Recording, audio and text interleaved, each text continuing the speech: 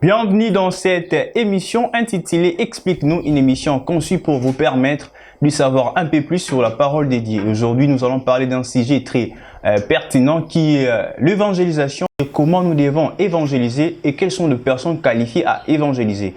J'ai avec moi sur ce plateau l'émission Explique-nous un invité très important. Bientôt là, je vais vous le présenter, mais avant d'abord que vous puissiez connaître l'invité de ce jour, je vous prie d'aller vous abonner massivement dans notre chaîne pour suivre toutes les activités qui vont commencer à se dérouler dans notre chaîne. Je m'en vais déjà à vous présenter l'invité de ce jour. Elle s'appelle Madame ou la sœur Lorvi Mukuna, à qui j'ai dit bonjour. Bonjour. Vous allez bien? Lorsque j'ai dit Madame Lorvi Mukuna, je pense que vous êtes la fille de l'évêque Pascal Mukuna. Non, même pas. C'est juste le nom. Juste le nom. Peut-être je vous ai mal présenté, mais je vous donne l'occasion de vous présenter, puisque toute personne qui nous suit, de vous connaître vraiment bien, qui est Lorvi Mukuna. Je suis évangéliste Lorvi Likonga Mukuna. Je suis le visionneur d'une structure Je Am et donc, génération de missionnaires évangéliques. C'est une génération que Dieu a suscitée et mis comme moi pour évangéliser et gagner les âmes pour Christ. Et nous le faisons plus dans les rues, donc pas dans une place assise. Donc on le fait dans la rue pour gagner les âmes de Christ. Merci beaucoup, vous avez compris déjà, elle est évangéliste. Vous pouvez nous définir c'est quoi l'évangélisation? L'évangélisation en soi, c'est le fait d'annoncer l'évangile ou en quelque sorte annoncer la bonne nouvelle de Christ. Donc, lorsque quelqu'un se met à évangéliser, se met à annoncer la bonne nouvelle de Christ, c'est cette appellation-là qu'on appelle évangélisation. Donc, le fait de parler de la part de Dieu, parler de la bonne nouvelle de Christ, annoncer le nom de Jésus aux gens qui ne connaissent pas Jésus. Est-ce que toutes personnes sont habilitées à pouvoir évangéliser? Là, je dirais non, pas toutes personnes. Seulement ceux qui ont reçu la bonne nouvelle peuvent annoncer l'évangile. Quand je dis celui qui a reçu la bonne nouvelle, c'est-à-dire celui qui a reçu Christ d'abord premièrement dans sa vie et qui a compris c'est quoi la parole de Dieu, la bonne nouvelle, c'est la personne là qui est qualifiée d'annoncer aussi aux gens ce que lui-même avait reçu. Je dirais que l'évangélisation n'est pas seulement pour l'évangéliste. Okay. Je vais un peu marteler là, parce que les gens croient que non, c'est seulement le travail d'un évangéliste qui peut faire ça. Non. L'évangélisation, c'est pour d'autres personnes qui ont reçu Christ premièrement. Que tu sois le pasteur ou visionnaire d'une église, prophète, apôtre, docteur, prophète, frère comme les autres disent, je suis frère simple. D'autres disent, je suis sœur simple. Diacre. Toutes personnes peuvent évangéliser et gagner les âmes pour Christ. Madame Lorvi, merci. Moi, je me pose la question, vous venez tantôt de parler que toute personne qui évangélise n'est pas forcément évangéliste. Donc, c'est pas un travail réservé qui est aux évangélistes. Toute personne peut aussi le faire. Donc, je donne l'exemple d'un Kourouna dit à son ami, bon, ma salut, qui est Prague. Celui-là aussi a évangélisé à son ami ou comment? Quand je dis que viens, on part à l'église, je n'étais pas évangélisé, je t'ai juste invité. Il y a une différence entre l'invitation de venir à l'église et d'évangéliser. Parce que celui qui évangélise transmet quelque chose qui est le nom de Christ où la personne l'a fait savoir la bonne nouvelle à une autre personne. C'est différent quand je dis que mon frère accompagne-moi à l'église ou bien je t'invite à l'église. Là, je te donne juste l'invitation, mais je ne t'évangélise pas. Donc, c'est un peu différent. Exactement. Mais comment cette évangélisation doit être faite? L'évangélisation, ok. L'évangélisation doit être faite par plusieurs manières. La première manière que je peux dire, c'est le comportement. On peut évangéliser par le comportement. Quelqu'un te voit, tu sors de ta parcelle, tu pars chaque jour avec ta Bible et tu te comportes tellement bien et il est attiré par rapport à ton comportement. Et un jour, il te demande, Je te vois si calme. Tu te comportes bien. Tu ne fais pas ce que les autres font. Pourquoi tout ça? Et tu peux aussi profiter de lui dire, ah, je me comporte comme ça parce que j'ai reçu Christ. Tu as évangélisé par rapport à ton comportement. Il y a certaines personnes qui ont changé leur vie à cause du comportement des autres. C'est aussi une façon d'évangéliser. L'évangélisation, moi j'ai toujours l'habitude de dire que l'évangélisation, ce n'est pas seulement dans l'église. L'évangélisation, c'est partout. Parce que ces derniers temps, il y a des évangélisations pour remplir les églises afin que le pasteur puisse, bon, entre guillemets, comme les gens aiment le dire, puisse leur donner de l'argent, remplir les poches des pasteurs. C'est un peu ça. Là, je n'entrerai pas trop, mais ce qui est sûr est que nous, dans le GMP, on a adopté un système plutôt. Dans le système-là, qu'est-ce qu'on fait? On n'évangélise pas pour une église. Mais la première des choses à faire quand on évangélise, c'est pour que la personne connaisse Dieu. Donc, on évangélise pour Christ et non pour une église. Si au moins la personne veut être encadrée, on peut maintenant l'orienter à une église. Mais la première des choses, ce n'est pas pour une église, mais c'est pour que la personne ait la connaissance de la personne de Jésus-Christ. Est-ce que tout chrétien est appelé à évangéliser? Tout chrétien. Waouh. Une bonne question. Tu sais, dans le monde actuel, il y a certaines personnes qui se disent chrétiens, mais en réalité ne sont pas des chrétiens. Explique-nous. J'aimerais vous expliquer que le chrétien qui peut évangéliser, ce sont des chrétiens qualifiés. Qualifiés, c'est-à-dire que en dehors de l'église, la personne là ne fait pas de bêtises. Exactement. Parce que, supposons que toi tu dis que tu es chrétien, mais tu arrives à un milieu où tu vois les gens en train de fumer les chanvres, toi aussi tu prends les chanvres. Mais on t'appelle chrétien parce que tu avais reçu Christ, soi-disant. Mais Jésus marchait avec le pharisien, il était avec eux. Marcher n'est pas dire de faire ce que eux font. Enfin, la plus belle manière aussi, selon les autres, pour gagner des âmes, il faut les rapprocher, il faut être avec eux. Non, on ne s'est pas compris. J'ai dit ceci. Je peux m'approcher à un Kuluna, mais je ne peux pas devenir Kuluna. Yes. Je peux m'approcher à une pite, mais cela ne me fait pas aussi une pite. Je l'approche uniquement pour lui gagner ou pour lui parler de Jésus. Tu vois, moi je suis plus dans les terrains. Je sais comment les choses se passent. Je peux arriver à un endroit où les gens sont en train de fumer du chanvre. Qu'est-ce que je dois faire? Je viens. Ah, il y a un déni. Oh, mon binoti. Ah, mère. Ah, tu trop bon. Ah, tout seul, non, qui a vos balanga. Tout seul, tu vois, quand tu te présentes à un milieu où il y a des gens de Kuluna, fais-toi comme eux, parle comme eux, pour collaborer bien. Et puis tu peux glisser la parole de Dieu. Je me souviens un jour, je prêchais, j'ai trouvé les gens qui prenaient des whisky, des agènes, comme on dit, agènes, tout ça. Le toko, le avec des cigarettes même. Mais quand je commençais à lui expliquer la vie éternelle, j'ai expliqué l'enfer, j'ai expliqué beaucoup de choses, je me souviens, la personne là avait déposé sa bouteille. Il a dit, tu as raison, je ne savais pas. Et l'autre a renversé par terre. J'ai compris que ma façon aussi de s'approcher d'eux a fait en sorte qu'ils comprennent la réalité des choses. Donc, je peux m'approcher à des personnes, comme on dit, le païen, mais cela ne me fait pas païen. Donc, je dois juste garder ma bande et les annoncer la bonne nouvelle. Il y a une question qui me traverse la tête. Pourquoi évangéliser? Pourquoi évangéliser? Alors, sur ça, je vais te répondre ceci. On évangélise d'abord pour obéir à la parole de Dieu. Parce que c'est la recommandation du Christ avant de partir. Allez, faire de toutes les nations mes disciples. Lorsque Christ avait parlé de ça, j'aimerais m'appeler un peu là. Christ n'avait pas déterminé le sexe. Il avait parlé aux disciples. Mais si on regarde aujourd'hui, Paul n'est pas là. Pierre n'est pas là. Ni les Barthélemy, ni les Timothée. C'est toi et moi qui sommes aujourd'hui. Et comme la Bible existe jusqu'aujourd'hui, allez, faites de toutes les nations mes disciples. Lorsqu'on parle de aller, on voit le deuxième personne du pluriel, vous. Et là, je n'ai pas vu, on a mentionné il, ni elle. C'est-à-dire que c'est mélangé. J'aimerais parler à une fille que je n'ai pas là seulement pour aller à l'église acclamer Christ. Mais tu peux aussi évangéliser. Je crois les sœurs, vous êtes en train d'écouter. Hein? Oui, parce qu'il y a certaines sœurs qui sont intimidées. Non, moi, que les femmes se taisent. Que les femmes se taisent. Non, non, non. Dans ma cambreta, l'évangile, personne ne doit se taire. Tout le monde doit parler de la part de Jésus. Tout le monde doit annoncer la bonne nouvelle.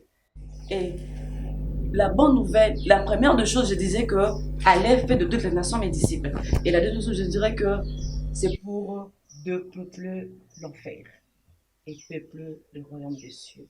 On évangélise pour de peupler l'enfer et peupler le royaume de Dieu. Si on n'évangélise pas, je suis sûr que l'enfer sera rempli.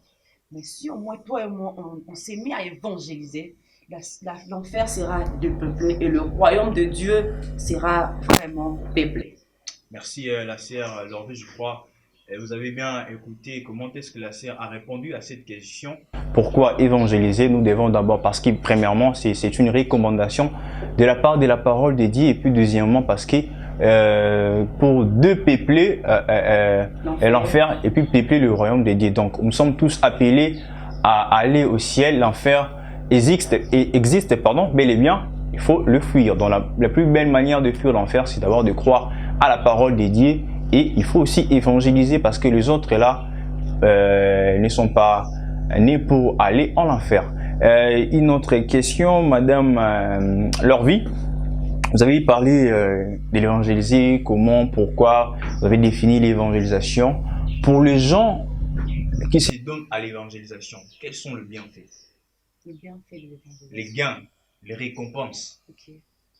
Je dirais, lorsque une âme s'est répandue, la Bible dit qu'il y a une fête Au ciel. Imagine un peu quelqu'un qui plaise à Dieu. Sa récompense sera comment? Grand. Parce que lorsque tu gagnes une âme, tout le monde se met à faire une fête. Donc toi, tu es comme un organisateur de fête. Et l'organisateur de fête, je dirais plutôt que la personne là est très importante aux yeux de Dieu. Et tout ce que la personne là cherchera, Dieu va l'accorder. Parce que cette personne-là ne fait pas de choses pour plaire aux hommes, mais fait de choses pour plaire à Dieu.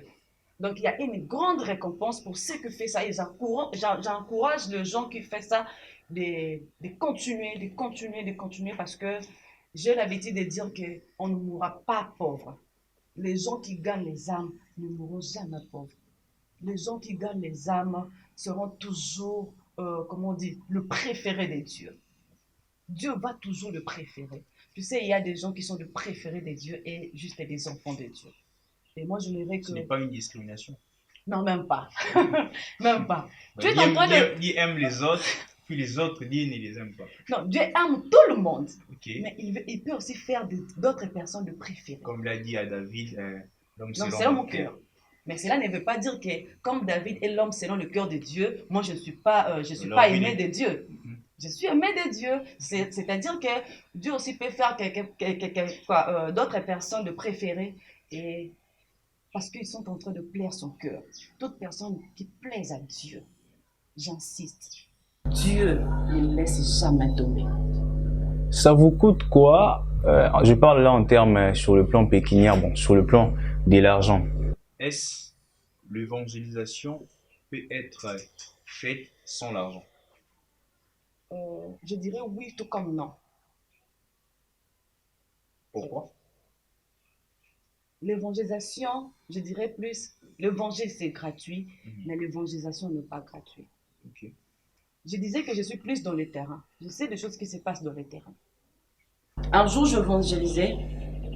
Quand je finis d'évangéliser, et la personne me dit que maman, j'ai faim.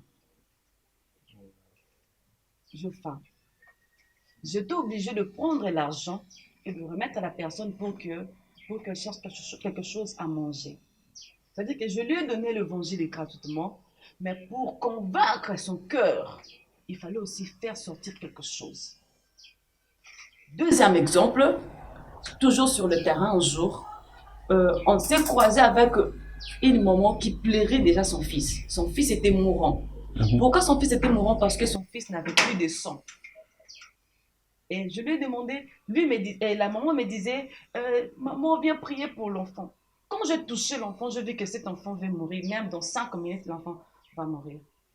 Je lui ai demandé pourquoi vous êtes ici. Oh non, on était à l'hôpital, mais on n'a pas l'argent. Il fallait qu'il va transférer. Comment on appelle ça? Bazongisi Makila. Bazongisi Makila, voilà. Et j'ai dit pourquoi Bazongisi, on n'a pas l'argent. Tu vois maintenant. Et qu'est-ce que on a fait? Avec mon équipe, on s'est décidé de prendre l'enfant et de l'amener à l'hôpital. Et on a payé l'argent parce que la famille n'avait pas d'argent. Ok. Tu vois, l'évangélisation est gratuite. Et l'évangile est gratuit. Au-delà de la prière, on doit aussi avoir quelque chose pour financer certaines personnes. Et je m'assure et je sais que la personne là, quand on a prié pour elle, l'enfant est guéri avec le médecin, tout ça. Et la maman là est devenue fidèle à l'église qu'on l'avait orientée. Parce que moi, je n'habitais pas la commune. Mais la maman là est devenue fidèle dans cette église là.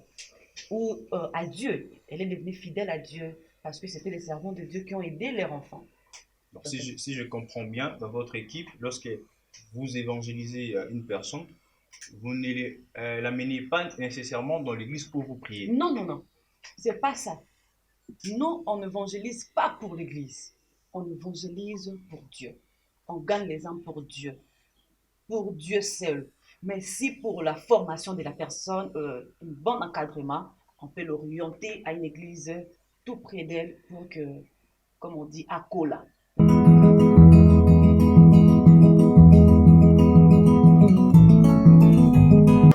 Voilà, on continue avec notre émission d'aujourd'hui. J'avais reçu pour vous la sœur Lorvie, qui est coordonnatrice d'une plateforme de l'évangélisation AJ1. Je ne sais pas si j'ai bien. GME, voilà, merci sœur Lorvie. Et une question qui me traverse dans la tête, d'où est venue cette vision de pouvoir monter cette équipe d'évangélisation? Je dirais que c'est Dieu lui-même qui nous avait donné cette vision. C'est quelque chose que Dieu m'avait dit, m'avait expliqué. Et lorsque j'ai reçu cette vision, j'ai commencé à prier et Dieu nous a donné des provisions, comme la Bible dit. Lorsque Dieu donne une vision, il donne aussi des provisions. Et nous sommes là juste pour accomplir la volonté de Dieu ou la recommandation de Dieu. Comme il avait dit dans l'Écriture, si nous lisons Actes des Apôtres, chapitre 1, verset 8. Je ne sais pas si tu peux lire avec moi. Voilà. Actes des Apôtres, chapitre 1, verset 8. La Bible me dit ceci: dans le Saint-Esprit descendra sur vous, vous recevrez sa puissance et vous serez mes témoins à Jérusalem, dans toute la Judée et la Samarie, et jusqu'aux extrémités de la terre. C'est-à-dire que nous sommes là pour témoigner Christ. Et ça, c'était le dernier parole de Christ avant de s'en aller. Mais il nous a dit qu'il va nous donner, nous allons recevoir la puissance du Saint-Esprit. Parce qu'on ne peut pas gagner les âmes sans la puissance du Saint-Esprit. Tu ne peux pas convaincre un cœur qui est dur par toi-même. Non, non. On convainc le cœur des âmes parfois juste par la puissance du Saint-Esprit. Et si je me souviens bien, depuis qu'on a commencé nos descentes, première descente, on avait gagné 104 âmes. Waouh, c'est beaucoup. Hein. Deuxième descente, on avait gagné 94 âmes. Et la troisième édition, on avait gagné, je crois, 57 comme ça. Et je me dis que ce n'est pas par nous, mais c'est par la puissance du Saint-Esprit que nous avons réussi, qui fait qu'en sorte que les gens ne doutent pas de la parole de Dieu, que les gens croient directement à la bonne nouvelle de Christ. Vous êtes une femme, vous êtes jeune. Ça vous... Enfin, comment dirais-je, ça vous déstabilise pas souvent lorsque assez jeune comme ça, une femme en plus, vous donnez aux choses dédiées, vous évangélisez, vous n'avez pas honte de moquerie des gens autour de vous? Bon, je dirais que ce n'est pas par moi-même. Okay. Ce n'est pas par moi-même. Si c'était par moi-même, en tout cas, parfois, j'allais déjà abandonner. Mais c'est Dieu qui nous fortifie. Imagine parfois on nous insulte.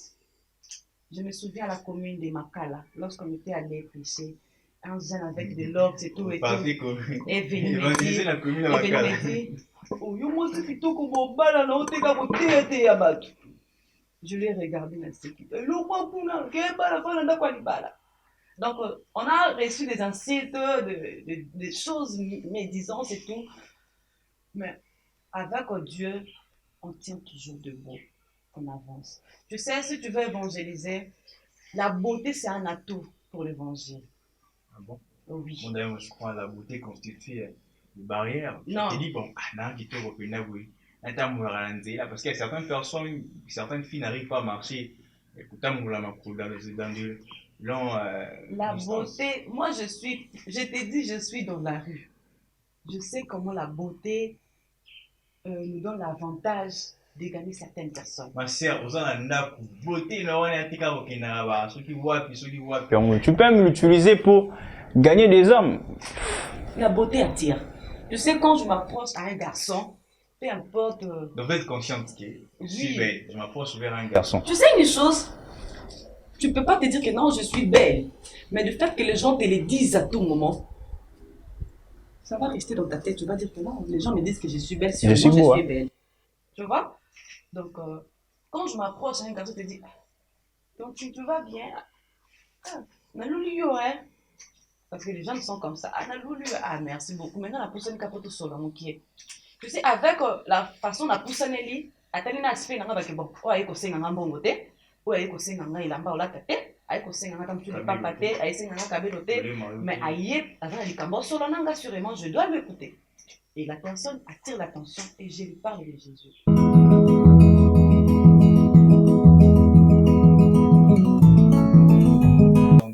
De ta beauté, tu es consciente de ta beauté lorsque tu approches à un garçon pour évangéliser. Donc, ta beauté, comme tu viens de le dire tout à l'heure, c'est un atout pour gagner des âmes. Oui, c'est un atout pour gagner des âmes. Tu sais, tout ce que Dieu a mis en toi, tout ce que Dieu a donné comme capacité physique, tout comme intellectuelle ou spirituelle, tu peux le mettre en jeu pour gagner une âme. Pas seulement la beauté, mais il y a beaucoup de choses qui nous permettent à gagner les âmes. La beauté influence d'abord le physique et après tu vas dégager maintenant ce que Dieu a mis en toi pour que la personne soit convaincue de recevoir Christ dans sa vie. Et les jeunes qui sont belles, parfois qui ont honte d'évangéliser, en tout cas moi je vous encourage, surtout de sœurs, allez gagner les âmes. Allez. Utilise ta beauté pour depeupler l'enfer et non pour peupler l'enfer. Tu sais, il y a certaines personnes qui utilisent sa beauté dans des boîtes de nuit pour attirer des hommes, pour tomber dans l'impudicité. Et tout ça, c'est pour peupler l'enfer. Mais quand tu utilises ta beauté pour gagner les âmes, c'est pour l'avantage de Dieu. Donc, utilisons nos beautés, nos tailles là, comme on dit, des tailles acoustiques. Tout ça, mettons ça pour l'œuvre de Dieu. Et c'est là, Dieu va nous bénir sûrement. Je pense que nos sœurs, même nos frères ou nos sœurs, vous êtes en train de nous suivre. Vous avez écouté ce que la sœur, leur vie vient de dire ici. Ta beauté ou ton savoir-faire, tes études n'est pas une esquisse pour servir l'Éternel. Donc, tu dois à tout prix mettre ça en exergue pour gagner des âmes pour l'Éternel, dépeupler l'enfer et peupler le royaume des dieux. Donc, ça m'a créé autour de la ni Ujana, ni Kuluna, mais pour la moi Nzambi, fait que le coup et to Mwama. La sœur Lorvie, on s'achemine vers la fin de notre émission d'aujourd'hui. Je m'irai en synergie avec l'équipe technique de suivre quelques descentes que vous avez effectuées durant votre, comment dirais-je, pendant l'évangélisation. En image, on suit et puis on se retrouve juste après.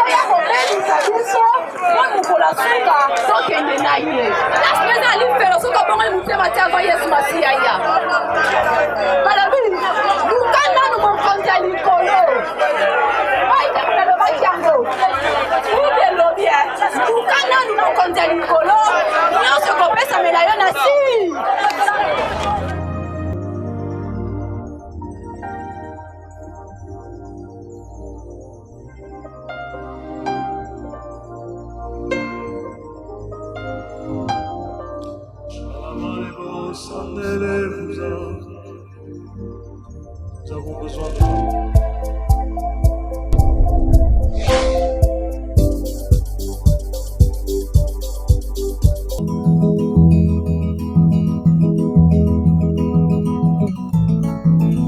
Nous venons de suivre ce qui a été quelques leçons de la coordinatrice Leur Vie, Mukuna, avec son équipe d'évangélisation. C'était dans quelle commune et quelle commune? On avait commencé à la commune de Bumbu. Là, on avait gagné 104 âmes, là, si je ne me trompe pas, si je n'oublie pas. À la commune de Makala, c'était la 10e édition. Et puis, la 3e édition, on avait atterri à la commune d'Engaba. Là où il y avait des gens qui ont fouillé. Oui, là, il y a des Koulouna, il y a des gens, et puis, donc, mais par la grâce de Dieu, on a pu gagner même le Koulouna, on a pu gagner les gens, vraiment que l'honneur revienne à notre Seigneur. La prochaine édition, c'est pour quand? Nous sommes en train de se préparer lentement, sûrement pour le mois d'août. On a une descente évangélique en même temps célébration de notre 1 an d'existence depuis qu'on a commencé, donc l'enfant grandit. Et la descente là aura lieu à l'orphelinat. Et au lieu que nous mangeons parce que c'est la fête, on va prendre tout ce qui est à nous et on va donner aux orphelins. C'est bien pensé. Et pour parler aussi aux orphelins. La date est déjà fixée. C'est pour le 28 août. Le 28 août. Le 28 août. Pour le 28 août, vous tous, toute personne soucieuse ou désireuse de pouvoir participer à cette œuvre, d'aller visiter les orphelins, comme nous dit dans Jacques 21-27, la religion pure et sans tâche consiste à aller visiter les orphelins et le vivre. Donc, ainsi, on s'achemine vers la fin. Il y a 2 personnes qui nous suivent, sont dans les alcools, sont dans la masturbation, dans la fornication, sont dans le vol. Ils veulent à tout prix abandonner cette vie-là et recevoir Jésus-Christ. Avez-vous un message à lancer aux gens-là? Et je vous demanderai de prier pour eux, de recevoir Jésus-Christ de Nazareth. Je dirais d'abord que tout le monde qui me suit, que tu sois païen, que tu as déjà tué quelqu'un ou pas, toute chose mauvaise que tu as déjà pu faire, j'aimerais d'abord te dire que Dieu ne te condamne pas pour ça. Dieu ne tient pas rigueur parce que tu avais fait quelque chose de mal. La Bible dit que notre Dieu est miséricordieux et compatissant. J'aimerais que tu ouvres seulement ton cœur d'accepter Christ. Parce que lorsque tu acceptes Christ dans ta vie, la vie éternelle est offerte pour la vie. Donc tu iras un jour à la vie éternelle, là où il y a Christ. Mais si tu dire sur ton cœur de refuser d'accepter Jésus aujourd'hui, peut-être que demain serait trop tard pour toi. Peut-être que tu peux mourir demain sans pourtant recevoir Christ. Alors il est temps pour toi aujourd'hui, comme la Bible dit dans l'Apocalypse, je me tiens devant la porte et je frappe. Le Dieu a frappé aujourd'hui devant ta porte. Ouvre seulement ton cœur et accepte-le dans ta vie. Et je t'assure que ta vie va changer. Il y a des fois les gens qui fassent du mal parce que il manque l'argent, parce qu'il manque les mariages, parce qu'il manque beaucoup de choses. Mais je voudrais t'assurer que notre Dieu a tout ce qu'on cherche. Tout ce que toi tu cherches dans la rue là, Dieu a la possibilité de te donner. Je voudrais aussi m'adresser même des occultistes. Il est temps pour vous de croire en Jésus. Même des sorciers. Il n'est pas impossible pour vous de croire en Jésus. Dieu est devant vous et il frappe la porte. Acceptez Christ aujourd'hui parce que demain pourrait être trop tard. La Bible dit, nous ne savons pas ce qu'un jour peut enfanter. Là, c'est un proverbe. C'est qu'un jour peut enfanter, on ne sait pas. Donc un jour, tu peux te réveiller comme ça et pouf, accident, mon coup, pouf. Mais quand tu étais déjà en Christ, c'est un avantage pour toi. J'aimerais prier pour ceux qui sont convaincus d'accepter Christ dans leur vie aujourd'hui. Là où tu es, tu mets juste ta main droite au cœur et moi je vais prier. À travers cette émission, je crois que ta vie peut être transformée. À travers cette prière, Je crois que Dieu peut s'installer dans ta vie. Prions au nom de Jésus. Tu vas prier avec moi. Seigneur Jésus, à partir d'aujourd'hui, je te reçois dans ma vie. J'ouvre mon cœur. Installe-toi. Prends place. Je refuse les mensonges du diable. À partir d'aujourd'hui, je me décide de te suivre. Fais-moi ton enfant. À partir d'aujourd'hui, je serai compté parmi tes enfants, je serai compté parmi les gens qui iront avec toi dans la gloire. Seigneur, à partir d'aujourd'hui, je me décide d'abandonner tout mauvais chemin et de te suivre jusqu'au bout. Donne-moi la force de marcher avec toi. Donne-moi la force de faire des choses bien. Donne-moi la force de faire des choses que toi tu aimes. Et donne-moi la force de te plaire. Dans le nom puissant de Jésus-Christ, nous avons ainsi prié. Amen. À tous ceux qui ont reçu Jésus-Christ, toutes les choses anciennes sont passées. Vous êtes maintenant devenus une nouvelle créature. Il faut toujours croire en Dieu. Je crois que vous êtes enfants de Dieu. Et je vous demanderai justement de pouvoir partager cette émission. Vous avez été bénis. Il faut aussi que d'autres personnes aussi soient bénies. Je serai ingrat si je ne vous remercie pas. Toute personne qui a travaillé vraiment un travail acharné pour vous permettre de nous suivre. L'équipe technique de Souvenir Production, en commençant par le superviseur de cette émission qui est Josué. Je vois Henri Poum derrière la caméra centrale.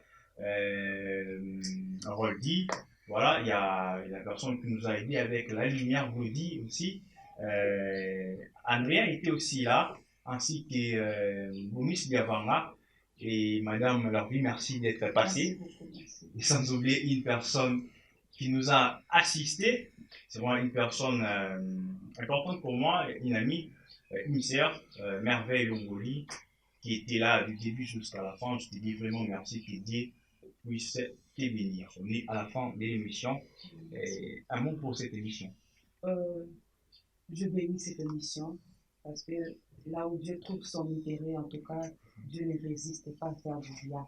Que Dieu fasse du bien à cette émission et à toute l'équipe. Que Dieu vous amène de gloire en gloire. Yes, comment pour propager la bonne nouvelle par l'Internet. Et je vous bénis pour l'invitation de partager ce que j'avais avec d'autres personnes qui étaient ignorantes parfois, qui ne savaient pas c'est quoi l'évangélisation. Et les gens étaient bénis, je crois certainement, parce que moi-même aussi j'étais béni. Et ma prière est que vous n'arrêtez pas ici, que vous montez encore plus haut, Amen. que vous montez encore plus haut dans le nom puissant de Jésus. Et abonnez-vous. Abonnez-vous. Vous qui nous suivez, abonnez-vous pour être toujours à la page lorsqu'il y a une émission que tu suis directement. Et merci beaucoup. Moi, c'est Désiré Rex Oama, le présentateur de cette émission. C'est par ici que nous mettons fin à notre émission d'aujourd'hui. S'il faut saluer quelques personnes, je m'en vais à dire de saluer ma mère, Sako Claudine, Mirita Meta.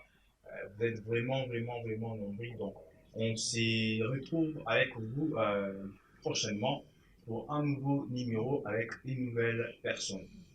Ciao.